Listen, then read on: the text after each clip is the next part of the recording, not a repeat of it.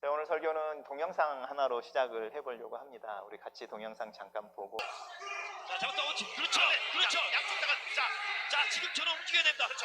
자, 양쪽 다 배치기. 네, 자, 잡아야죠 먼저. 네, 좋습니다. 자, 계속 지금 막고 있는데요. 자, 어떤 선택을 할지.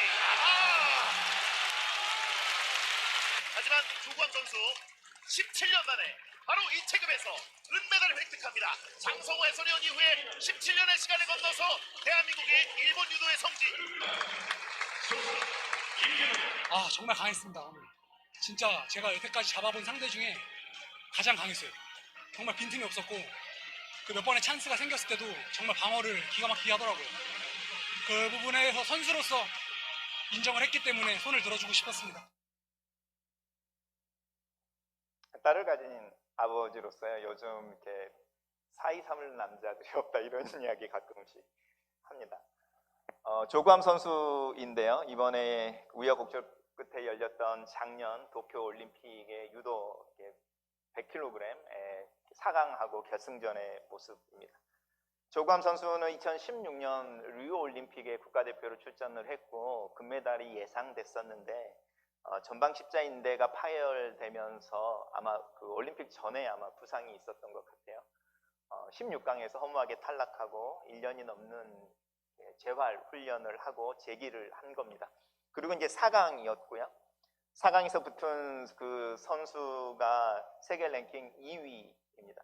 그리고 이제 결승전 상황을 봤습니다. 제가 이 동영상을 보여드리는 이유는요, 조구함 선수가 선수들을 향하여 서 있는 그 스포츠맨십을 한번 보자는 겁니다. 상대방의 선수가 왼손에 쥐가 나자 기다려줄 뿐만 아니라 그 약점이 되어버린 그 부분에는 공격을 하지 않는 모습입니다. 결승전에서는 연장전까지 가서 4분의 정규 시합 시간을 패스하고 5분이 넘는 시간의 연장전에 체력 저하로 한판 승으로 지게 됐을 때 기꺼이, 더구나 일본 선수잖아요. 미국계 혼혈의 일본 선수인데 일본 선수의 손을 들어주며 축하해주고 또 인터뷰할 때 최고의 선수라고 격려해주는 것을 볼 수 있습니다. 올림픽 끝나고 나서 유재석 씨가 이렇게 진행하는 유키즈에 나와서 인터뷰하는 부분이 있는데요. 그 인터뷰를 보면 더 감동스럽습니다. 이 조구함 선수가 자신의 감독 말고 자기 뒤에서 서 있던 많은 스태프들을 언급하면서 감사의 말을 전하는데 특별히 자기의 연습 상대가 되어줬던 선수, 용인대 유도 선수였는데 그 선수에게 고맙다라고 말하는 걸 봤습니다. 자기가 연습할 때 연습 상대가 되어서 하루에 수백 번 이렇게 업어치기를 당해야만 했던 자신의 그림자로 뒤에 있었던 그 친구에 대한 이야기를 하고 또 그 친구에게 고맙단 말을 하고요. 그 뒤에 그 조구함 선수가 이렇게 언급했던 연습 상대였던 그 용인대 유도 선수의 인터뷰가 있는데 그 인터뷰를 들어보면 참 감동스럽습니다. 저는 이런 사람 쳐다보면, 이런 사람을 만나면 막 쳐다봅니다. 이 사람은 어떤 사람이지? 이 사람이 과연 예수를 믿을 것 같은데? 예수를 믿을 것 같은데? 예수를 믿나 안 믿나? 세상의 어떤 사람들보다 이 조구함 선수의 인터뷰에 하나님이라는 단어는 별로 잘 못 본 것 같습니다. 그런데 우연히 동영상 하나에 기독교 TV와 인터뷰하는 장면, 또 선수촌에서 훈련하면서 기도하는 그 기도회에 이 조구함 선수가 있던 모습을 보았습니다. 이 조구함 선수가 4강에서 결승전에서 자기를 지도해줬던 감독에게, 보이지 않는 스태프와 코치들에게, 심지어는 그림자처럼 누구도 기억하지 않는 살아있는 매트인 거잖아요. 살아있는 샌드백에 불과한 연습 상대에게 감사의 표현을 하는데 이것이 바로 저희가 지난주에 잠깐 이야기했던 예배라는 뜻입니다. 예배라고 하는 것은 바른 관계를 맺는 것이고 내 앞에 서 있는 사람들에게 내가 처해야 되는, 보여야 하는 마땅한, 합당한 대우를 하는 것입니다. 그래서 성경에서는 하나님께 영광을 돌리는 이야기를 하면서 예배와 관련할 때 쓰는 형용사 하나가 있는데 그게 합당한이라는 것입니다. 여호와 이름에 합당한 영광을 돌리며 거룩한 옷을 입고 여호와를 경배할지어다. 시편 29편의 말씀입니다. 요한계시록에도 가면 요한계시록에 죽임을 당한 어린 양이 능력과 부요와 지혜와 힘과 존귀와 영광과 찬송을 받으시기에 합당하도다 라는 부분입니다. 이 합당한 영광, 합당한 예의, 합당한 존경, 합당한 이렇게 붙어가는 단어들이 있는데 이 단어들이 예배와 우상 숭배를 구별하는 기준점이 됩니다. 우리는 우리 자녀들에게, 우리 아내에게, 우리의 가정에게 합당한 사랑을 표현할 수 있습니다. 근데 그 합당한이라는 바운더리를 종이 한 장처럼 넘어서 버리면 자녀는 우리의 우상이 되고 아내나 남편은 우리의 우상이 되고 또 우리가 가지고 있는 가족은 우리의 우상이 되어 버립니다. 우리 예배 또한 마찬가지입니다. 우리가 하나님 앞에 예배 드린다고 서 있는 이 시간에 우리가 하나님을 향하여 합당하게 예배하지 않으면 우리가 예배 드리고 있는 이 예배 시간은 우상 숭배가 되어 버립니다. 실제로 하나님께서 이사야서에 너희들 나에게 가져오는 그 수많은 재물 역겹다라는 표현을 쓰는 겁니다. 너희들 나에게 제사를 드리겠다고 가져오는 그 번제 냄새도 맡기 싫다는 겁니다. 왜냐하면 너희들이 나에게 가져오는 그 수많은 재물들이 오히려 나를 예배하는 것이 아니라 나를 우상으로 만들어 버리고 있다는 겁니다. 그러니까 너희들이 바알이나 다른 신들에게 예배 드리는 것과 나를 예배하는 것 사이에 아무런 차이가 없다.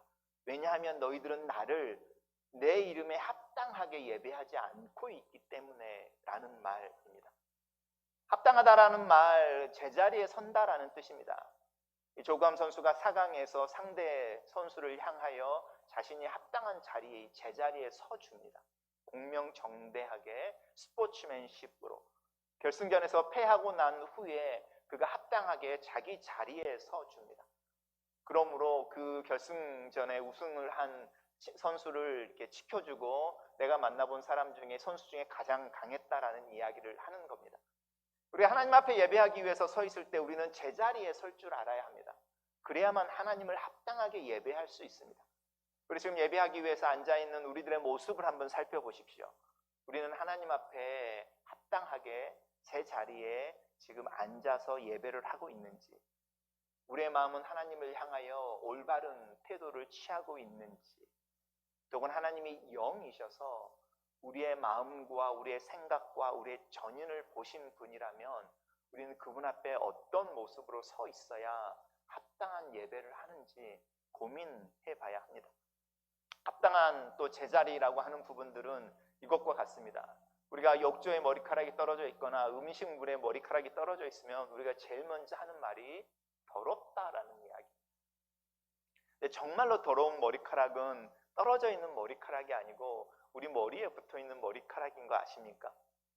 현미경을 갖다 놓고 욕조에 떨어져 있는 머리카락과 우리 머리에서 막 떼는 머리카락을 비교해 보면 어디가 더 때가 많을 것 같습니까? 그리고 어떤 부분에 더 병균이나 균들이 더 많을 것 같습니까? 근데 우리는 머리카락이 떨어져 있으면 더럽다라고 말하고 머리카락이 머리에 붙어 있으면 깨끗하다고 말하는데 이게 제자리에 있기 때문입니다. 사람들과의 관계도 마찬가지입니다. 우리가 제자리라고 하는 바람직한 자리에 서 있을 때 상대방과 합당한 관계를 맺게 되고 그 관계가 깨끗하고 정의롭고 사이 삼고 싶다라는 그런 마음이 들 정도로 아름답고 씩씩하고 우리 또 조상들이 말했던 호연지기라고 하는 그게 조구함 선수를 보면 정말로 호연지기가 저런 거지 이런 거를 느끼게 되는 겁니다.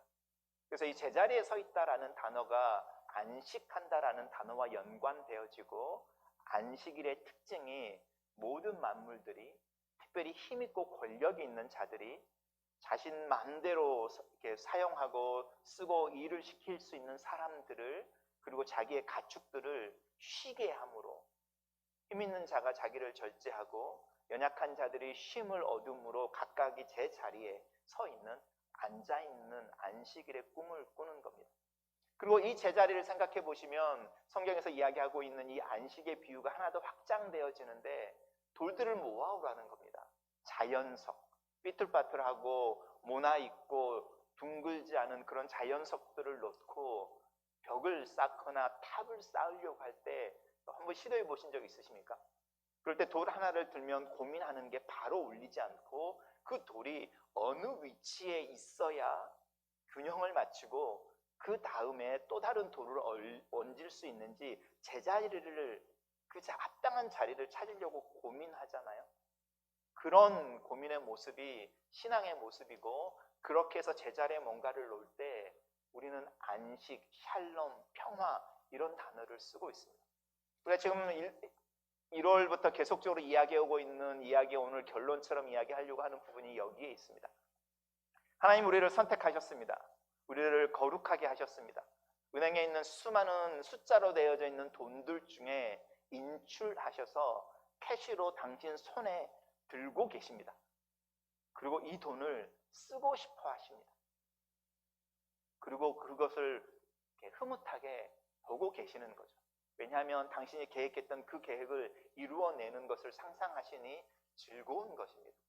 우리 지난주에 이야기했던 것처럼 앰뷸런스란 차 때문에 도로를 자기 마음대로 때로는 교통법규를 어기는 것이 아니라 그 앰뷸런스를 운전할 수 있는 자격을 가진 사람이 타고 운전하기 때문에 그 역할을 수행하고 있는 겁니다. 아무리 우리가 빠른 비행기라도 나는 활주로에서 200km를 달려라고 말하는 건 소용이 없습니다.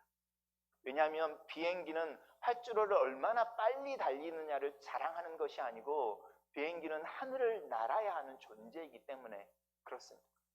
내가 활주로를 200km를 달리던 250km를 달리던 이륙을 하지 못한다면 그 스피드는 말짱 꽝인 겁니다. 우리의 믿음도 마찬가지입니다. 하나님께서 우리를 왜 아들 삼으셨을까요? 딸 삼으셨을까요? 그리고 당신의 가장 귀한 것이라고 이야기하는 아들을 소비시키시면서 우리를 구하셨을까요? 그것은 우리가 오늘 죽어도 내일 천국에서 눈을 뜬다라는 것보다 훨씬 큰 계획과 큰 기대가 있는 겁니다. 비행기가 250km를 활주로를 달리면 어느 시점에서 날아야 하는 것처럼, 그 이륙의 순간, 그래서 날개 앞에 바퀴가 이렇게 뛰게 하기 위해서 들리는 그 순간에는 우리가 하나님 앞에서 전력 질주를 해줘야 되는 영역이 있다는 겁니다.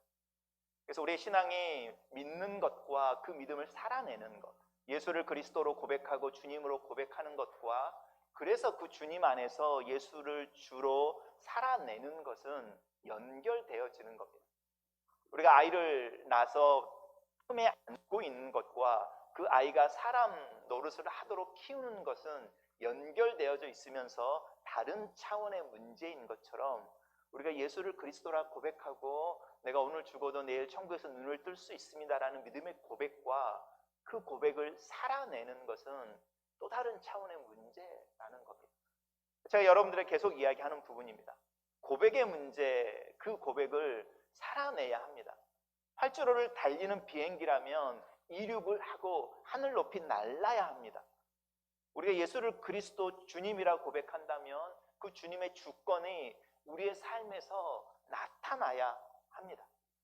그리고 우리가 그것을 어떻게 해낼 수 있을지에 대해서 고민을 해봐야 한다는 겁니다. 그렇지 않으면 어떤 일들이 벌어지냐면 우리의 신앙이 또 다른 형태의 우상 숭배가 되어져 버립니다. 우리가 오늘 읽은 본문의 배경을 설명해 보자면, 엘리라는 제사장이 당시에 이스라엘의 제사장으로 있었습니다.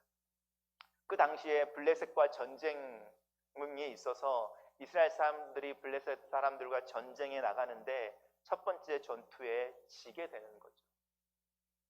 이스라엘 사람들이 모여서, 그 이스라엘의 리더들이 모여서 회의를 하는 겁니다. 우리의 전쟁의 패전의 이유가 어디에 있을까?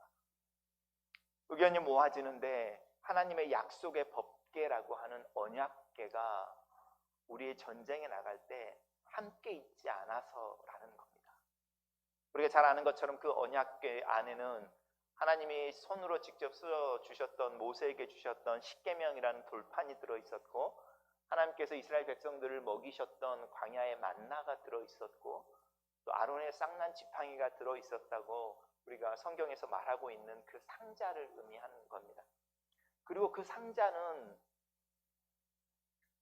뚜껑으로, 금 뚜껑으로 이렇게 덮여 있었는데 그 금 뚜껑 위에 천사 2마리가 날개를 펴고 있는 형태로 조각이 되어져서 그 조각 위에, 천사의 날개 위에 하나님이 앉아 계신다고 이스라엘 사람들은 믿었습니다. 다른 말로 말하면 우리가 블레셋 사람들과의 전쟁에서 진 이유는 하나님이 앉아 계신 의자를 가지고 전쟁에 나가지 않아서 그래라는 겁니다. 우리가 하나님이 앉아 계시는 의자를 가지고 가면 하나님은 의자에 앉으셔야 하니까 그 의자를 따라서, 아니면 그 의자에 앉아 있는 채로 자신들의 전쟁에 임하여서 자신들에게 승리를 줄 거라는 겁니다. 이 사람들이 이야기하는 것, 하나님이 우리와 함께 하지 아니하시면 우리가 전쟁에서 이길 수 없습니다 라고 신앙 고백하는 것 같은데, 이 종이 한 장 차이에 합당한, 그리고 제자리라는 2 단어로 이 사람들이 말하고 있는 부분을 한번 살펴보십시오. 하나님이 우리가 하나님께 헌금을 하면 하나님 우리에게 복을 주신다고 말씀하십니다. 그런데 우리가 헌금해서 하나님 우리에게 복을 주실까요? 잘 생각해 보셔야 합니다. 성경에서 여러분 11조를 드려서 하나님을 시험해 봐라 라고 말할 때 11조를 드리면 하나님이 물질적인 축복을 주신다? 아멘입니다. 근데 하나님이, 우리가 하나님께 11조를 드려서 하나님이 우리에게 축복하실까요? 아닙니다. 똑같은 말 같지만, 말장난 같지만 전혀 다른 2개의 이야기를 살펴보셔야 되는데, 종이 한 장의 차이라는 겁니다.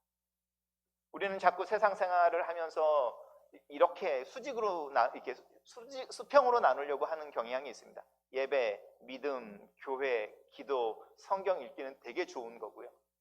유행가 듣기, 찬송가 듣기가 훨씬 더 좋은 거고, 유행가 듣기는 나쁜 것이고, 술, 담배 나쁜 것이고, 거짓말하는 건 나쁜 것이고, 이렇게 나눕니다. 그래서 이렇게 자르는 거죠. 그래서 위에는 하나님이 보시는 거룩한 것이고 하나님께 합당한 것이고, 이 밑에 있는 것들은 나쁜 것이라고 생각하는데 아닙니다. 교회에 얼마든지 하나님께 합당하지 않을 수 있습니다. 우리가 드리는 예배, 하나님 외면해 버리신다니까요. 우리가 드리는 헌금, 내가 거진 줄 아니? 이렇게 말씀하신다니까요. 성경을 읽어보십시오. 합당한 제자리라고 하는 부분은 수평으로 나눠서 이 위에는 좋은 것이고 밑에는 나쁜 것이라고 이야기하는 게 아니고, 우리의 삶의 전 영역이 하나님을 향하여 합당하게 갈 수 있고 하나님이 싫어하는 방향으로 합당하지 않게 갈 수 있다는 이야기를 하는 겁니다. 방향에 대한 이야기를 하는 겁니다. 그래서 우리가 지난주에 봤던 사도 바울이 우리에게 격려하고 있는 내용입니다. 하나님의 법궤, 거룩한 것이죠. 또 하나님이 거기에 앉아 계신다는데요. 그 안에는 하나님의 약속이 있고 명령이 있고 하나님의 공급하시는 은혜의 상징이 들어있으니 얼마나 홀리한 것입니까? 실제로 사람들이 그걸 만지다가 죽는 일도 성경에 나타나고 있지 않습니까? 그런데 그 성물이라고 하는 거룩한 물건이 아무것도 아닌 상자가 되어버릴 수도 있다는 겁니다. 그것을 합당하게 제자리에 놓고 그것의 목적의 근거에서 사용하지 않는다면, 이스라엘 백성들이 이 법궤를 어떤 사람들이 쓰는 이렇게 부적처럼 사용하는 거죠. 부적을 붙이고 가면, 뭘 가지고 가면 이라고 말하는 것처럼 잘 될 거야, 이런 생각을 하고 하나님의 법궤를 가지고 전쟁에 나갔을 때에 하나님 스스로, 하나님이 자신의 영광을 버려버리십니다. 그리고 그 법궤를 이방인이라고 하는 블레셋 사람들에게 빼앗겨 버리고, 그 전쟁에서 법궤를 빼앗기고 엘리의 2 아들은 그것에서 전사를 하게 되고, 그 엘리의 2 아들이 죽었다는 이야기를 들은 아버지 엘리는 그 소식에 놀라서 앉아있던 의자에 떨어져 목숨을 잃게 됩니다. 오히려 이스라엘의 상황은 법궤를 가지고 가지 않으면 못한 상황이 되어버린 겁니다. 하나님 앞에 예배하는 이스라엘의 예배는 차라리 하나님을 예배하지 않는 것보다 않는 것이 더 나을 뻔한 그런 상황으로 돌아가버린 현실을 이사야는 비탄해하고 있습니다. 우리가 하나님 앞에 서 있을 때 하나님을 향하여 마음 한 구석에 두려움을 가지고 있어야 하는 이유가 있는데 여기에 있습니다. 하나님은 우리를 향하여 선하시고 온전하시고 기뻐하시는 뜻을 보여주시고 우리에게 괜찮아, 괜찮아, 괜찮아, 괜찮아라고 말씀하시지만 그분은 어떤 분이시냐면 명확한 어떤 경계를 가지고 계시는 분입니다. 그리고 우리의 마음의 동기를 보시는 분입니다. 바울은 무슨 이야기를 하냐면 우리들처럼 이방인들에게 너희들에게 임한 하나님의 긍휼의 풍성하심을 찬양해. 그렇다고 하나님을 가볍게 여겨서는 안 돼. 하나님을 무시해서는 안 되는데 너희들이 기억해야 되는 하나님의 어떤 모습이 있냐면 하나님이 먼저 유대인들을 자기네 하나님의 아들, 딸로 먼저 삼았잖아. 근데 그 아들, 딸이 자식 노릇을 못하니까 이 자식 노릇 못하는 아이들을 혼내키고 훈육하고 징계하고 그들을 부끄럽게 해서 수치를 당해서라도 정신을 차리게 하려고 너희들을 아들, 딸로 삼으신 거야 라는 이야기를 합니다. 이야기 어려운 내용일 수도 있습니다. 하나님은 자신이 먼저 자녀 삼은 이스라엘 백성들이 자식 노릇을 못하자 그 자식 노릇 못하는 아이들을 부끄럽게 해서 정신 차리게 하려고 다른 사람들을 자기의 자식으로 삼았다라는 겁니다. 그러니 너희가 자식 노릇을 잘 해야 돼. 그게 아버지가 기대하는 기대인 거야. 그럼 너희가 자식 노릇을 잘하면 처음 자식이었던 이 이스라엘 사람들이 너희가 얼마나 그 양자가 되고 양녀로 입양을 되었는데도 부모에게 효도하는 모습을 보면서 이 아이들이 깨닫게 될 거야. 자기들이 얼마나 불효를 행하고 있는지. 그 이야기를 하면서 너희들도 만약에 이 첫 번째 자식들처럼 하나님에게 불효하는 모습이 되어진다면 너희들 또한 이 유대인들이 경험하게 되는 부끄러움이라는 수치라는 것을 경험하게 될 거라는 겁니다. 왜냐하면 하나님은 또 다른 세 번째 자식을 입양해서 너희들을 부끄럽게 할 거고 첫째 자식을 부끄럽게 할 거니까 라는 표현을 쓰고 있습니다. 나단을 통해서 다윗의 죄를 드러냈던 하나님의 마음이 거기에 있는 겁니다. 하나님의 분명한 의도는 다윗의 수치감을 느끼게 하는 거였습니다. 자신과 함께 일하는 자신이 다스리는 나라에 자신의 신하들 앞에 자신이 감추고 있던 그 은밀한 죄가 폭로되어져 버리는 그 수치스러운 상황 가운데 하나님은 다윗을 깨우고 계시는 거라는 겁니다.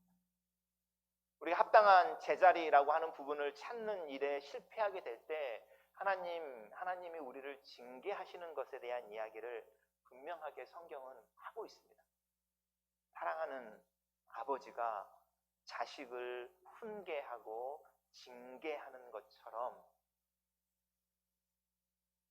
하나님께서 택하신 이들을 자식들을 훈련시키시고 바르게 하고 교육하시는 것에 대해서 분명하게 이야기를 하고 있는데 오늘 본문에서도 동일하게 그렇습니다.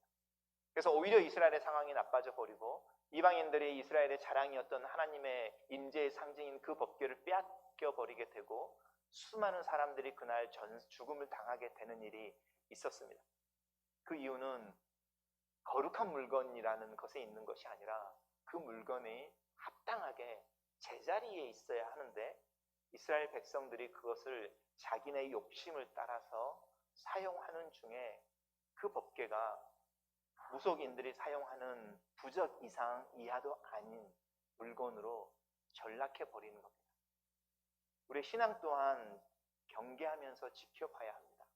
우리의 신앙이 어떤 순간에는 무속인들의 부적이나 우리 할아버지 할머니, 특별히 할머니들이 아침 일찍 일어나 깨끗한 물 한 잔 떠놓고 이름도 모르는 어떤 신에게 빌었던 그 정성에 불과할 수도 있다는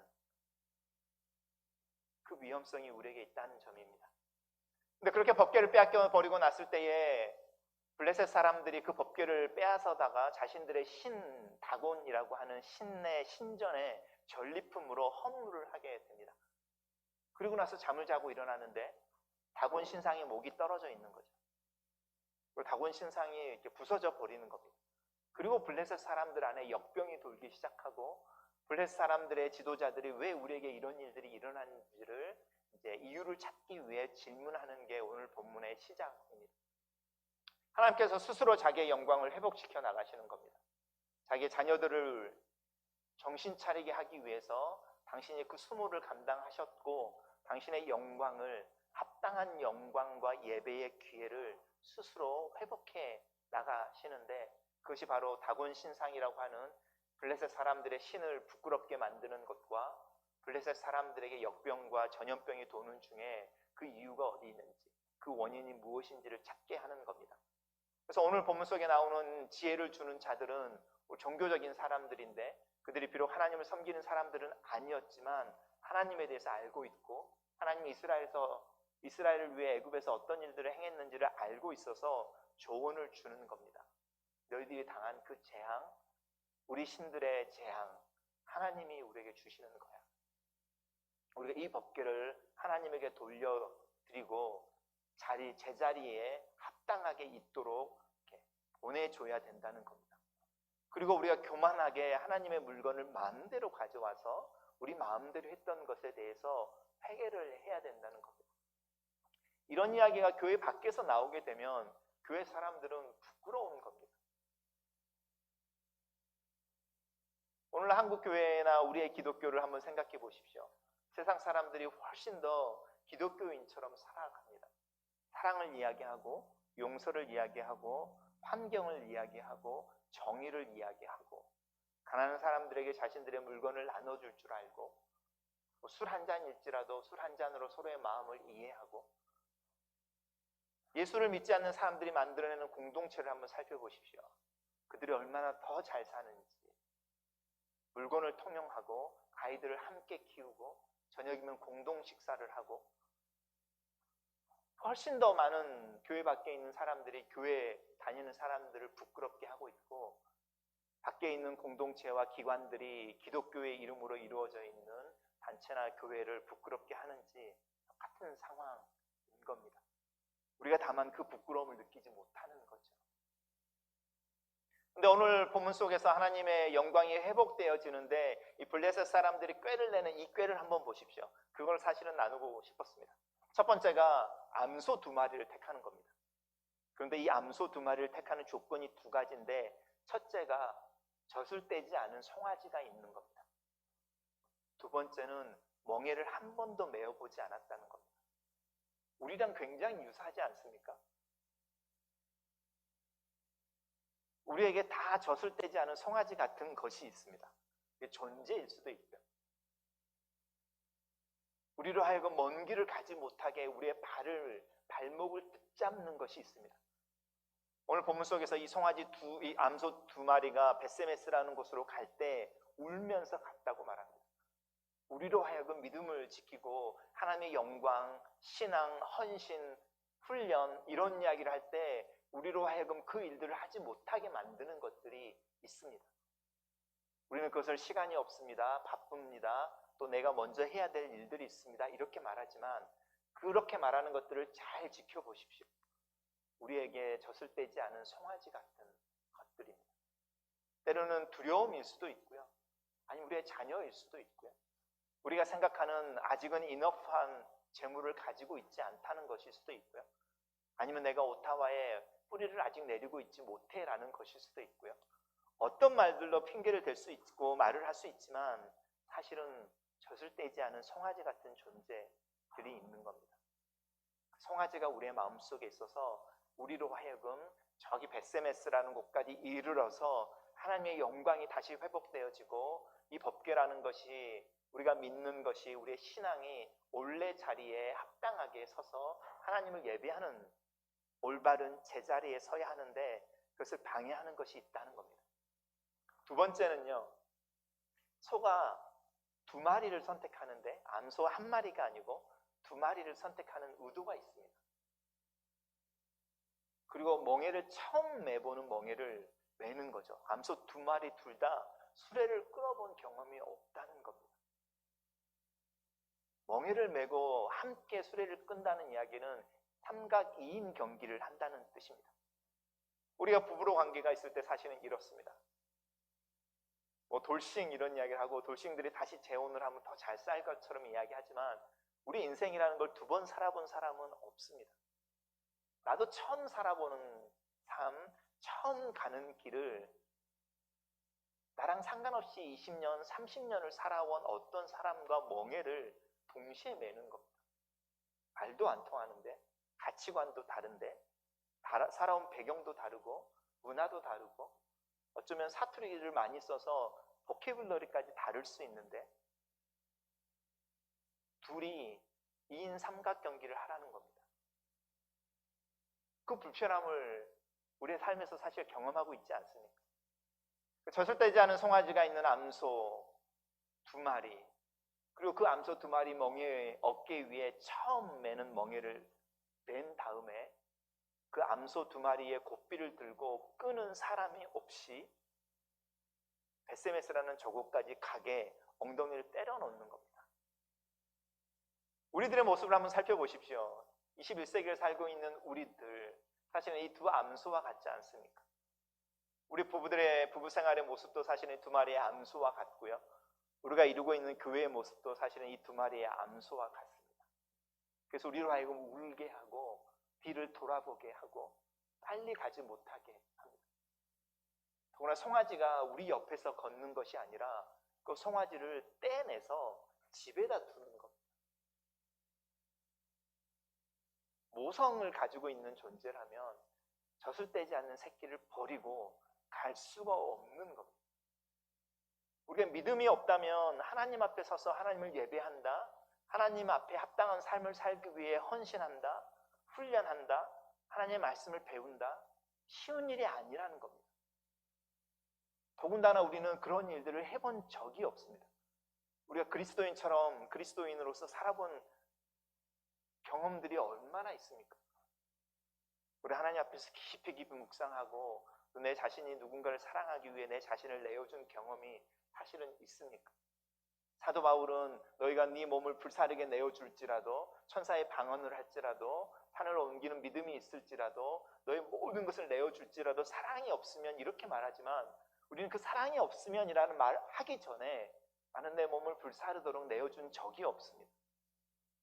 산을 옮길 만한 믿음, 그런 도전, 그런 경험 적이 없습니다.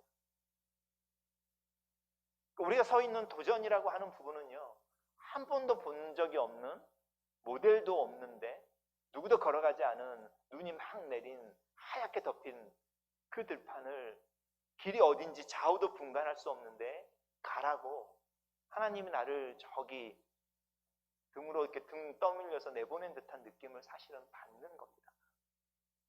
그러니까 실제로 사실은 신앙을 가지고 고민하는 사람들은 시간이 흐르면 흐를수록 사실은 우유부단해지는 게 맞습니다. 어디로 가야 될지 모르는데요. 뒤를 돌아보면 다 하얀색인데 어디가 도랑이고 어디가 길인지 분간을 할 수 없는데요. 그런데 앞으로 가라고 하니까 못 가는 거죠. 근데 오늘 이야기 속에서 이 2 암소가 울면서 보조를 맞춰서 베세메스까지 이르렀다는 겁니다. 누군가가, 보이지 않는 어떤 존재가 이 암소 2마리의 고삐를 치고 옆에서 걸어가는 겁니다. 우리가 믿음으로 볼 수 있다는 게 뭘까요? 천국일까요? 우리가 믿음으로 볼 수 있다는 게 뭘까요? 우리가 믿음으로 볼 수 있다는 것의 첫 번째는 내 인생의 고삐를 쥐고 내 옆에서 한 발자국 앞에 내 고삐를 당기면서 걸어가고 있는 그 하나님, 아니면 내 인생의 고삐를 쥐고 내가 가고 있는 그 길을 격려하며 한 발자국 뒤에서 나를 따라오시는 하나님, 그 하나님을 볼 수 있으면 우리 울어도 괜찮고 누구랑 옆에 있는 이들과의 관계 속에서, 아니면 아내와 남편의 관계 속에서 불편함도 괜찮을 수 있다는 겁니다. 왜냐하면 하나님께서 우리의 인생에 고삐를 쥐고 계시니까. 내 인생의 고삐를, 내 아내의 인생의 고삐를, 우리 아이들의 인생의 고삐를, 그리고 그 고삐에 연결되어 있는 줄이 하나님의 손에 하나로 연결되어지면 우리의 가족의 고삐를, 그 가족의 고삐들이 연결되어져서 하나님의 손에 교회의 고삐를 쥐고 있다는 겁니다. 우리가 코로나로 지나면서 저는 하나님이 우리로 하여금 이 영광에 대해서, 합당함에 대해서 다시 생각해 보게 한다고 생각합니다. 법궤를 빼앗겨버린 것 같은 시대, 그래서 오히려 예수를 믿는다고 말하는 것이 부끄러운 시대, 사람들이 이제 와서 하나님이 살아계신다면 왜 이런 일들이 일어나? 우리가 2년이 지나도록 이렇게 있고 애매한 사람들이 왜 죽어? 라고 말할 때 사실은 대답할 말이 별로 없는, 그래서 나도 잘 모르겠네 라고 말할 수밖에 없는. 근데 분명하게 알고 있는 것은 하나님이 우리를 깨우고 있는 뭔가가 있다는 겁니다. 우리의 몸을 흔들는, 제발 일어나, 그 상황을 좀 봐. 네 인생이라는 비행기가 활주를 달려야 되는데 활주라도 달리고 있니? 달리고 있으면 날아야 하는데 그 날기 위해서, 이륙하기 위해서 조종칸을 땡기고 있니? 이 이야기를 하고 있는 걸 우리 들어야 된다는 겁니다. 그리고 하나님이 우리로 하여금 우리의 인생을 그렇게 쥐고 가셔서 베세메스라는 곳에 이르고 이 암소 2마리가 하나님 앞에 번제로 드려지고 그렇게 스스로 회복되어지는 하나님의 영광 속에 이스라엘 백성들에게 큰 위로와 잔치가 있고, 우리 이 소망이 우리가 가지고 있는 천국에 대한 소망인 겁니다. 천국에 대한 소망은 단순히 오늘 죽으면 내일 천국에서 눈을 뜬다가 아니고, 오늘을 하나님의 말씀을 따라 울고 옆에 있는 이들과 보조를 마치기 위해 애쓰고, 내가 내 마음속에는 수많은 생각과 또 염려들과 싸우고 치열하게 믿음으로 하루하루를 살아내고 버텨내는 사람들이 맨 마지막에서 자신들에게 주어질 위로와 격려와 회복과 상과 하나님 앞에 하나님의 품에 안길, 그것을 상상하면서 소망하는 것이 천국인 겁니다. 우리 안에 천국의 소망이 없다? 어쩌면 우리의 믿음이, 우리가 살고 있는 오늘이라고 하는 생활이 너무 안일해서일 수도 있습니다. 정말로 우리는 우리의 믿음을 따라 살고 있는지, 그리고 그 믿음을 살아내기 위해 우리는 얼마나 우리 자신을 쳐서 복종하고 게으르지 않기 위해 우리를 자극하고 또 내 마음을 잘 내려다 봐서 성령을 의지하고 성령과 동행하려고 하는지, 우리 모습을 좀 살펴보면 좋겠습니다. 제가 말씀을 마치면서 2022년에 이 배움의 단계, 우리 자신을 조금 더 자극하고 훈련하는 그런 훈련의 시간, 그래서 예수를 그리스도라 고백할 뿐만 아니라 그 그리스도라 고백하는 그 주권 아래 나를 내어놓는, 그래서 하나님의 때로는 나로 하여금 자 이제 떠날래 이렇게 말할 때에 내가 편하게 느끼는 그 컴포트 존이라고 하는 것을 벗어날 줄 아는, 내 앞에 서 있는 사람을 합당하게 인정해 줄 수 있는, 그리고 내 연약함이나 내 잘못에 대해서 인정해 줄 수도 있는. 근데 조구함 선수를 보십시오. 그렇게 자신의 스포츠맨십을 따라서 살아갈 때 드러나는 것이 누구인지, 오히려 훨씬 더 조구함이 누구인지, 저 선수가 어떤 성품을 가지고 있는지, 어떤 마인드를 가지고 인생을 살아가는지, 그리고 그가 이루는 성취가 그의 인생의 전부는 아니라는 것을 분명하게 보여주고 있지 않습니까? 우리 안에 주어지는 성취로부터 자유로워질 수 있고, 또 하나님 앞에서 주어지는 하나님의 은혜 속에서 하루하루 살아갈 수 있는 힘, 그 힘은 우리의 자신을 하나님의 관점에서 볼 줄 알고, 그리고 제자리에 합당하게 놓으며 내 앞에 서 있는 사람들과 하나님을 향하여 합당한 모습으로 서 있을 수 있으면, 하나님이 어쩌면 그 합당함이라는 것을 회복하고 싶어 하시는 그런 시대를 우리가 살고 있지는 않는지 돌아보면 좋겠습니다. 그렇게 할 때에 하나님은 우리의 인생의 고삐를 쥐고 계십니다. 그리고 그런 삶은 나 혼자 사는 게 아니고 항상 내 옆에 누군가와 함께 살게 하십니다. 왜냐하면 성경에 하나님이 나쁘다고 말하는 게 2개가 있는데, 하나가 죄인 거고요, 2번째가 혼자 있는 것. 기억하시면 좋겠습니다. 기도하겠습니다. 우리 시간 함께 기도할 때에 우리의 마음을 내려다 보시면 좋겠습니다. 내가 알지 못했는데 사실은 나로 하여금 울게 하는 젖을떼지 않은 송아지 같은 그것이 있는지, 내가 하나님을 붙잡아야 하는데 하나님을 붙잡아야 되는 그 손으로 붙잡고 있는 또 다른 무엇이 있지는 않는지, 우리 시간에 우리 손으로 붙잡고 있는, 우리로 하여금 뒤를 돌아보며 울게 하는 그 젖을떼지 않은 송아지 같은 존재, 또 그 무엇이 있는지 하나님 가르쳐 주십시오. 우리 이렇게 기도하면 좋겠습니다. 그리고 우리가 시간의 믿음으로 그럼에도 불구하고 하나님이 내 인생의 부피를 지고 나를 선택하시고 거룩하게 하시고 사랑하시면서 너는 내 아들로 내 딸로 이 세상을 그리스도인답게 살아가자라고 말씀하시는 그 말씀을 따라 나서기를 원합니다. 우리 이렇게 같이 한번 기도하면 좋겠습니다.